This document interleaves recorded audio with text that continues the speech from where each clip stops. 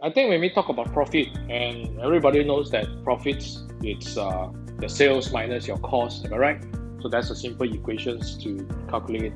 And what I learned, the true meaning behind profits from all my mentors, which is how you add extra values, how you add outstanding experience to your customers in such a way that they cannot refuse you, they have to work with you, they want to work with you.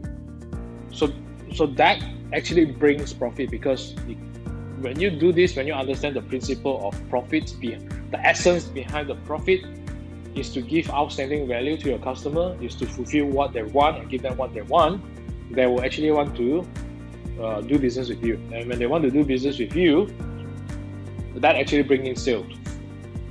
And then of course you monitor your costs and all these things, right? So that actually will give you the profit that we want as a business owners. So you might need to start to see things differently about the words profit.